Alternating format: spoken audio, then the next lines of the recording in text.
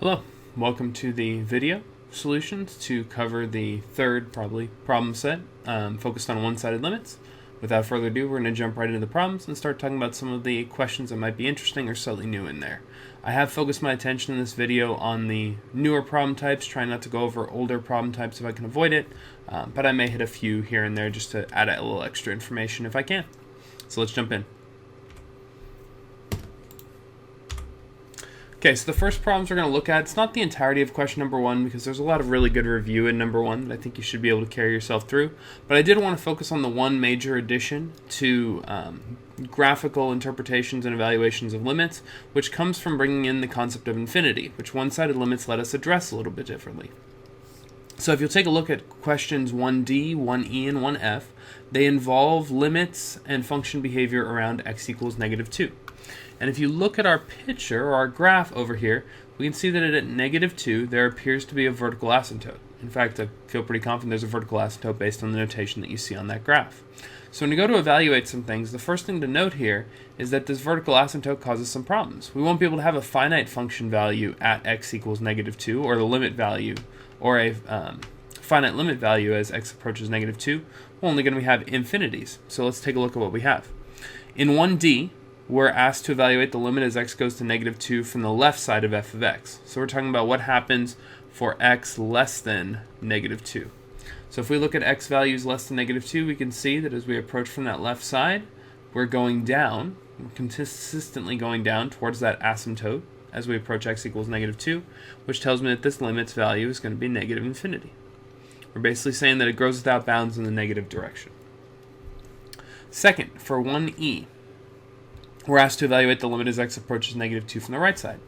So as we look at our picture, as we approach from the right, our graph appears to be going upward. So it keeps moving vertically upward, which means that the values are growing without bound in a positive direction, which means that our limit is going to be equal to infinity, although you'll oftentimes see me even add a positive infinity just for clarification's sake. Both positive infinity and infinity would be acceptable in this case. That brings us finally to the limit as x goes to -2 of f of x. Now there are some places that debate whether or not you could say that a limit is as x approaches a value from both sides of f of x is ever equal to infinity or -infinity, but in this case it doesn't matter. As we look, or even at looking at our original work on 1D and 1E, we can see that the function is approaching -infinity from one side and positive infinity from the other side. That means the two things are doing different things, so there's no consensus to behavior at all. Therefore, this limit definitely does not exist. So now, had our function behavior looked a little different, maybe at -2 we'd had a graph that was asymptotic still, but that looked like, okay, it's a terrible graph. I'm having trouble sketching. There we go. If we had a function that looked like that instead, I could see an argument where you said that that limit as x approached -2 was positive infinity, although again I realize some people would disagree, but in this case that's not what's happening. In this case we have one function going downward and one function approaching upward as we go towards -2. So this tells us that, of course, the limit doesn't exist. So there is the only work that we're going to do on question number one. The rest should be straightforward review. And again, move really quickly considering it's all graphed for you nicely. Okay, so we're looking at question number 5 next. And I don't consider question number 5 or any of the questions from 2 through 5 to be particularly difficult. It's more about trying to illustrate to you what it is we're looking for here. And I think that showing the proper amount of work is really what the challenge comes to be in these particular problems. I don't doubt that you can figure them out. So in here, we're asked to evaluate the limit as x approaches 9. Not from the left side or the right side, but straight up as x approaches 9. So we're going to need to be looking for some sort of consensus about the general behavior of the function. We're of course given a piecewise function, and for clarity in this problem, what I'm going to do is I'm just going to define f of x as this piecewise function. So again, this is more about, being as proper as possible, but I don't want to have to write that piecewise function a bunch of times, but I still want to be as formal as possible in my communication. So I'm just going to define it as f of x right here. Now, if we want to find the limit as x approaches 9 of this function f of x, and in fact we want to show that the limit as x approaches 9 of f of x is equal to some value L, that's going to be true if and only if, nope, don't need the if, if and only if the limit as x approaches 9 from the left of f of x is equal to the limit as x approaches 9 from the right of f of x, and that both of those two things equal L as well. So that is how we're going to prove. That is more or less the two-sided definition of the limit. It's not the rigorous definition of the limit. You don't want to know that one right now. but that would be how we need to prove it. So what we're going to need to do is we're going to need to check both the left hand and the right hand limits and confirm what they're equal to before we can make any conclusions or draw any conclusions about the limit as x approaches 9 of that piecewise function. So in here we're going to calculate in our work each of those two limits. So first we'll do the limit as x approaches 9 from the left side of f of x, meaning we want to talk about x values that are smaller than 9. The smaller x values are right here, so you might even see someone put like left up there. So when x is less than 9, we have the square root of x plus 4, which means that we're going to be taking the square root of 9 plus 4. You might even see in someone's work, they might write something like the square root of x plus 4 evaluated at x equals 9. I just don't like doing any sort of x without a limit on there, so I'm going to just go ahead and plug in right away. So in this case, when we evaluate, we get 3 plus 4 equals 7. So at this point, we have our first candidate for the limit as x approaches 9 of f of x. It's either 7 or it's nothing, or it doesn't exist. So let's see what happens. In order to check, now that we've got the left-hand limit, we need to check the right-hand limit. So we want to see about the limit as x approaches 9 of f of x. That's going to be what happens when we plug in 9 to the right side. That's going to be 7 minus 2 times 9. Looking at values here, I'm going to get 7 minus 18, which is negative 11.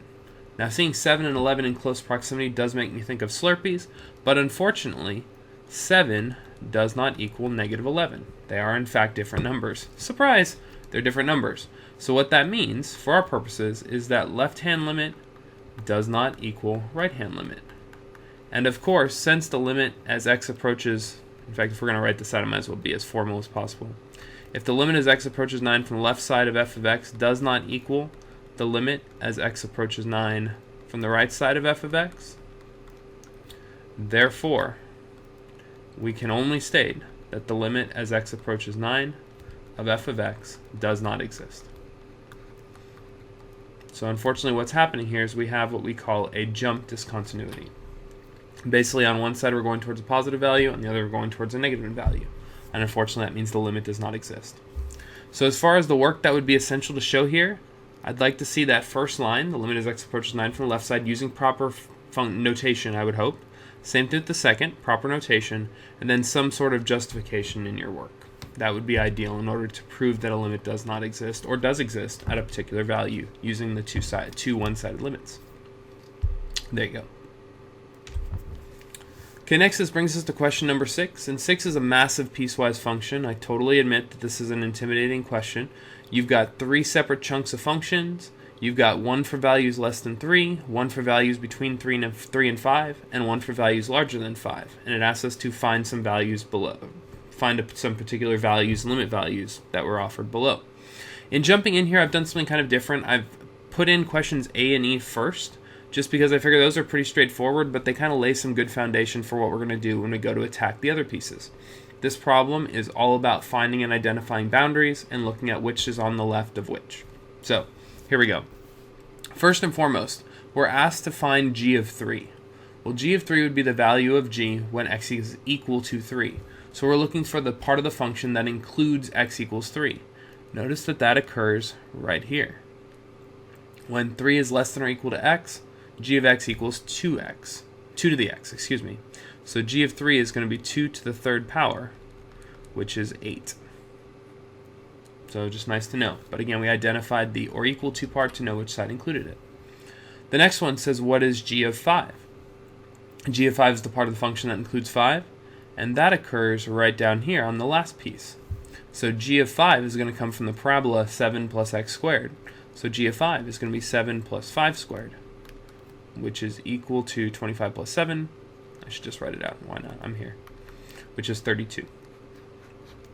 So nothing particularly groundbreaking so far, just kind of getting us into the problem, and notice we were always looking for whereabouts that particular x value happened to fall. Next, that brings us to the first set, B, C, and D, which are all concerned with what's happening at x equals 3, or, excuse me, around x equals 3.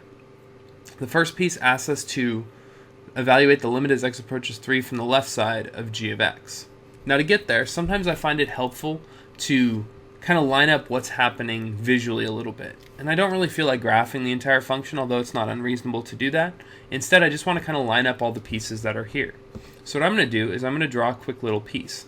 Looking at our piecewise function, I see that 3 and 5 are the boundaries of our curve. So basically what I'm going to do is I'm going to draw a little section. I say there's 3, there's 5. And now what I want to do is I want to mark the piece that's there. So when x is less than 3, we have 9 minus 5x. When we have values between 3 and 5, we have 2 to the x. And when values are greater than 5, we have 7 plus x squared. So it's just kind of helpful to allow us to look. Because now, when we're interested in what's happening as x approaches 3 from the left side, we can find our way to 3 and then check what's happening on the left of 3. And again, I don't really need to write the words left of 3, but at the very least we can now see where we're looking. So to the left of 3 is 9 minus 5x, which means that our limit is going to be 9 minus 5 times 3, which is 9 minus 15, also known as negative 6. So it works out really nicely. Next, when we look at C, it wants the limit as x approaches 3 from the right side. And I'll even change colors just for clarity's sake. So as we approach 3 from the right side, we're talking about values that are greater than 3. So that would be at 3, looking to the right side. Now there are 2 functions to the right side of 3, but the ones that are close to 3 are the ones that are right over here, which means that we're going to be looking at 2 to the x. So if we want to know the limit as we approach 3 from the right side of G, that's going to be 2 to the third power, which is 8. Now that we have both of those 2 limits, we can draw our conclusion about the actual limit as x approaches 3. So in looking here, the left-hand limit is negative 6, and the right-hand limit is equal to 8. That means the limit as x approaches 3 does not exist, just as we saw earlier. This limit does not exist, and our reason is, in case you want to write down a reason or you're asked to justify, the reason would be because the limit as x approaches 3 from the left side of g of x is equal to the limit as x approaches 3 from the right side of g of x.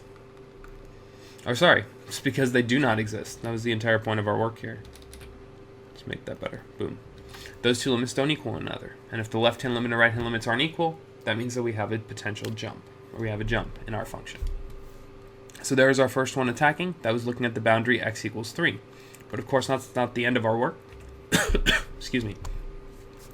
We also want to consider what's happening at the second boundary, which is x equals 5. So to help us, I'm going to go steal the work that I'd done. Considering my last name, I think it's fair to steal the work that I'd already done. Boom, ba-doom. So next we're interested in what's happening around as x approaches 5 from the left side. So just as we did before, we're going to find ourselves at x equals 5. To the left of 5 is 2 to the x. So to evaluate this limit, we'll have 2 to the 5th, which is 32. Likewise, for the limit as x approaches 5 from the right side, we'll go to 5. Once again, it's already there. We'll look to the right. I see that we're using the parabola at that point. That means we're going to plug 5 into 7 plus 5 squared, and we'll get 32. So now this is a little bit different. So we've just found the left-hand limit and the right-hand limit. There's the left-hand limit once again. There's the right-hand limit once again. We want to evaluate the limit as x goes to 5 of g of x. In this case, our limit is going to be equal to 32. And our reasoning is because we just evaluated the left-hand and right-hand limits. So in this case, the limit as x goes to 5 from the right side of g of x equals the limit as x goes to 5 from the left side of g of x, and both of those two are equal to 32. And if the left-hand and right-hand limits both point to the same thing, no matter what's actually happening at x equals 5, the limit has to exist and be equal to the same value. So there we go, you've kind of seen how to handle it. And I think this little organization method up here, I haven't used it a lot, but I think it's a really nice way to help you kind of organize things, especially if you're a more visual person, since the piecewise function is very stacked vertically rather than horizontally. So, tip. Okay, next. That brings us to question number 7. 7 was one of my newest creations for this problem set. I was trying to prepare you for some of the interesting kinds of questions that we'll be facing later on. So in this case, we are told that there's a piecewise function. It has lots of a's and b's involved. So h of x is that piecewise function with a's and b's. Then it tells us that the limit as x approaches 5 of h of x is equal to 5. And it wants us to find the values of a and b. So let's think about that. Let's think about the implications here. So if the limit as x approaches 5 of h of x equals 5, although we don't normally think about it in this direction, That means that the limit as x approaches 5 from the left side of h of x, as in the left-hand limit, must be equal to the limit as x approaches 5 from the right side of h of x. And in fact, not only do those two one-sided limits have to be equal, they each have to be equal to 5 as well. So basically this, which is the definition of that limit, or the two-sided definition of the limit, we'll call it, that equality is given to us for sure. And what that means is that's kind of our roadmap. Now that we know that those two one-sided limits are each equal to one another, and more specifically equal to 5, we can set up a linear system of equations, or a system of linear equations, and actually solve this thing. Watch what that looks like. First, the limit as x approaches 5 from the left side of h of x. Well, looking up at our picture, the left side is right up here, so that would be our left. On the left, that limit is equal to 2a plus b. There's actually no x's to even put into. Likewise, the limit as x approaches 5 from the right side of h of x is going to be right down here, and that's going to be equal to a minus 2b. Now, setting those two things equal to each other wouldn't actually help us. If you're interested, you can try it. You'll end up with, let's see, 3b, a plus 3b equals 0, which just gives us a relationship. It doesn't actually solve the equation. But the fact that each of these limits has to be equal to 5 in order for the limit to be equal to 5 is actually our final clue. That first limit, 2a plus b, has to equal 5, and that second limit, a minus 2b, has to equal 5 as well. And combining those two pieces of information together, we now have that 2a plus b equals 5, and a minus 2b has to equal 5 as well. So from here, what I'm going to do, and I'll even change colors to make it clear what I'm doing, what I'm going to do is I'm now going to manipulate it, just like you would back in Math 1 or 2. I'm going to multiply the first equation by positive 2. And again, my thought process is I want to create a 2b here that we can add to that piece to go from there. When we do, we get 4a plus 2b equals 10. And a minus 2b equals 5. If we add those two equations together, we get 5a plus 0b equals 15. That tells us that a has to equal 3. There's 1/2 of what we were asked to find. And if a equals 3, we can plug it back into any equation. I'm going to go ahead and, for simplicity, plug it into the second one. So if a minus 2b equals 5, 3 minus 2b equals 5. That means negative 2b has to equal 2, and it means b equals negative 1. So there is actually our system of equation skills coming back into effect, coming back into vogue, and allowing us to solve and describe some behavior for it. I mean, in truth, what was this question for? Let's be honest.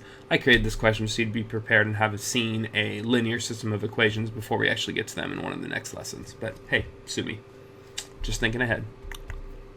So, that brings us to question number 8, second to last one we're going to look at here.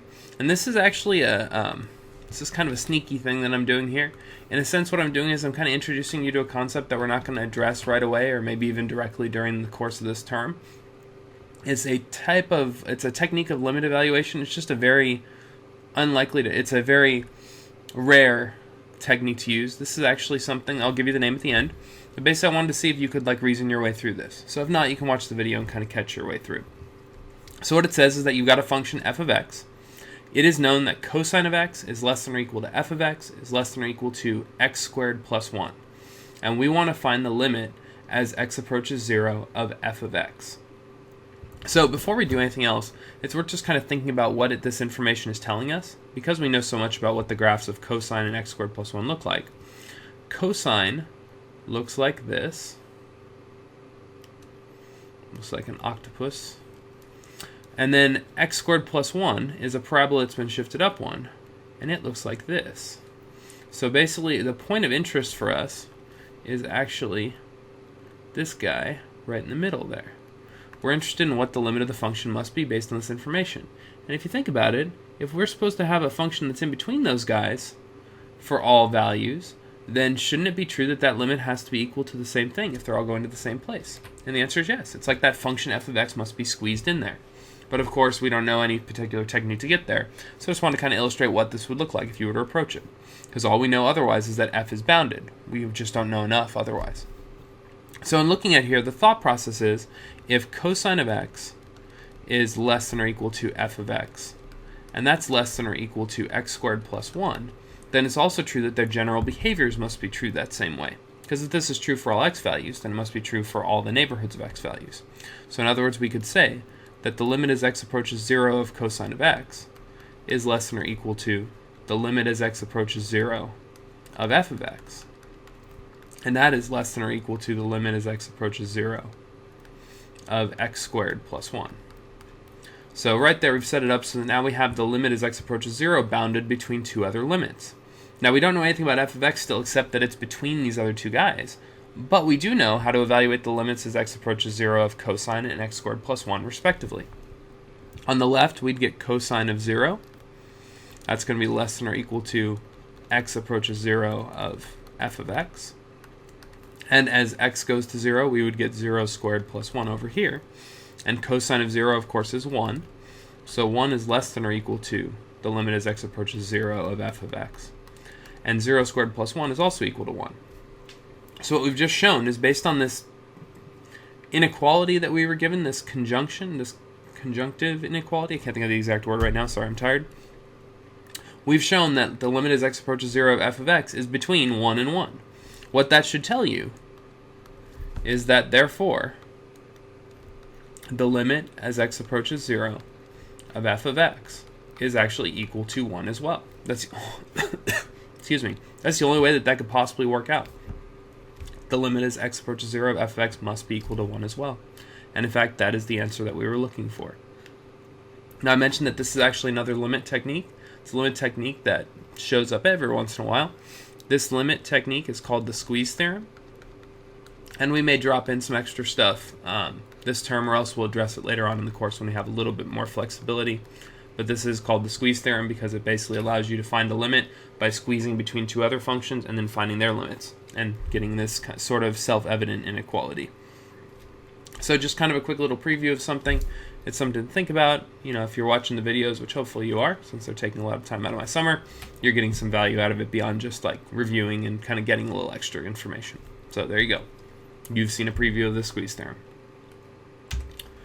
Finally, the last thing for us to hit is actually a question that I think should be pretty simple. It's easy for you to evaluate, and you don't have to show any sort of fancy work getting there. I just wanted to take the moment to point out how it's connected to the one-sided limits and the techniques that we worked on today. So in here, you're given the limit as x approaches 2 of a piecewise function. That piecewise function has a linear portion and an exponential portion. One branch is for x equals 2. The other branch is for all the x that does not equal 2. So the reason I bring this up is not because you can't evaluate this. If you were to evaluate this using our techniques from before, you would of course note that the general behavior is the one where it has all the x values, because when x doesn't equal 2, that's a lot of x values. So you would be able to evaluate this limit by taking the limit as x approaches 2. Yeah, I have to write the piecewise function. Why didn't I just define it? Probably for space reasons. That's going to be equal to the general behavior piece, which is 4 to the second power plus 7, which is 16 plus 7, or 23. Also known as the number that LeBron just gave up a few days ago to Anthony Davis. Go figure. So in looking in here, though, that's not what I wanted to bring up. Instead, I wanted to focus on what it means for x to not be equal to 2. Because in truth, you could look at this as a different type of function as well. Not that you'd want to, but you could. If x does not equal 2, that means that either x is less than 2 or x is greater than 2. The reason I bring that up is that our piecewise function from above, which I'm going to be clever. Hold on. Got an idea. Oh, come on, really? What? The computer does not want to help me out here. But I'm going to be lazy, since I doubt anyone's watching how to do the easiest problem on here.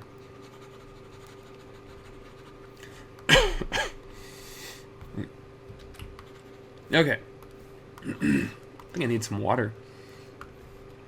That piecewise function can be written as a piecewise function with apparently 3 branches. Yes, we could still talk about the fact that f of x equals x plus 1 when x equals 2. But since x does not equal 2 is the same as x less than 2 and x greater than 2, that means that we could also say that this is 4 to the x plus 7 when x is less than 2, and 4 to the x plus 7 when x is greater than 2. In this case, you could clearly evaluate and figure out what is the limit. In fact, watch this. G of x. We're going to call this g of x. Deal with it. we could say that the limit as x approaches 2 in this case of g of x. We could find that by considering the limit as x approaches 2 from the left side of g of x, which would be equal to 4 squared plus 7, which is 23. And we could look at the limit as x approaches 2 from the right side of g of x, which would also be 4 squared plus 7, or 23. And then therefore, we could conclude that the limit as x approaches 2 of g of x is 23. So again, I don't expect you to do it this way. Of course not. That's definitely not the goal. But it's worth reminding you, just in case you're interested or you're just thinking about this, that this isn't really anything new. When we say x does not equal 2, that's just a really convenient way to talk about this disjunctive inequality, or this disjunctive part of the piecewise function, which in this case gives us the general function behavior for everything else. So that said, that completes the problems that I'm going to look at on this particular video. Hopefully this has been informative, and my choking on my dry mouth hasn't affected your understanding or learning at all, or too much. Thanks for watching.